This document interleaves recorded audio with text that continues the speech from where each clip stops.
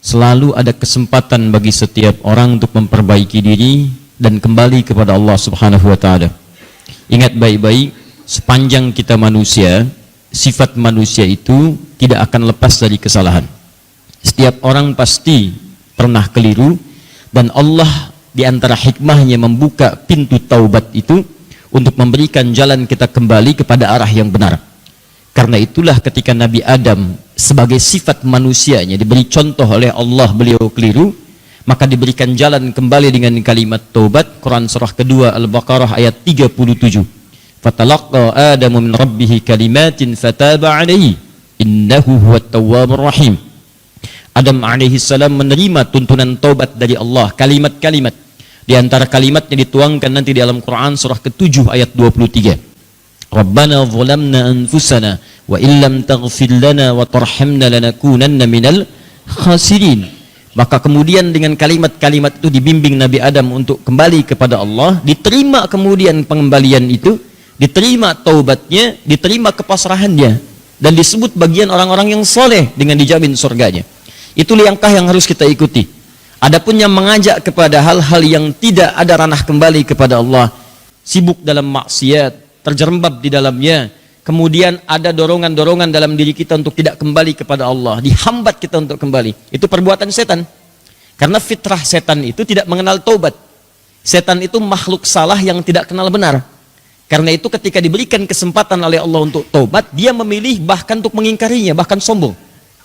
Allah kasih kesempatan dia taubat, ya, dengan wujud pertanyaan di Quran surah ke-7 ayat 12. Ya, kata Allah, ma mana'aka alla tasjud idh amartuk.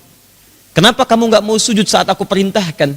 Yang penting itu bukan sujudnya, tapi perintah saya, kata Allah. Kalau kamu nggak sujud pun kalau saya perintahkan, itu perintah saya.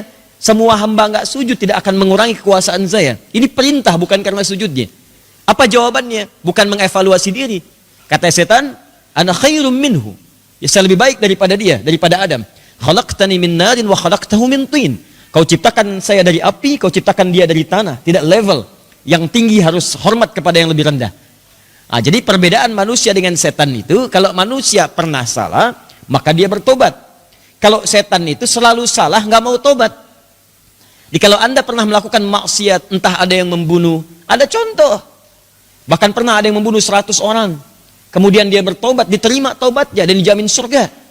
Bahkan turun isyarat di Quran surah keempat ayat 100 itu. Ya, wa may yakhruj min baitihi muhajiran ila Allahi wa rasul, thumma yudrikuhul maut faqad waqa'a ajruhu 'ala Allah. Siapa yang pengen berubah, lebih baik lagi, ingin dekat dengan Allah, ingin kembali pada tuntunan Rasulullah, bahkan di pertengahan dia mau berubahnya, belum sempat terlihat baik sempurna, baru berusaha. Lalu ajal menjemputnya, wafat dia. Kata Allah, saya terima taubatnya, saya tetapkan surga untuknya. Faqad waqa'a ajruhu 'ala Allah. Itu tawaran dari Allah. Perniagaan yang sangat luar biasa. Kalau ada orang yang pernah membegal misalnya, sudah ada contoh.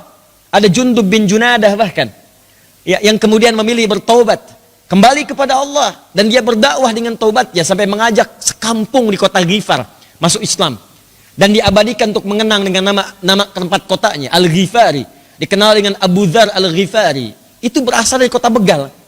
Kenapa disebutkan kalimat Al-Ghifari? Ya, untuk memberi pesan pada orang setelahnya. Saya dulu pembegal, sekampung saya begal semua. Cuman Allah kasih kesempatan saya taubat, saya ajak sekampung taubat, mereka taubat.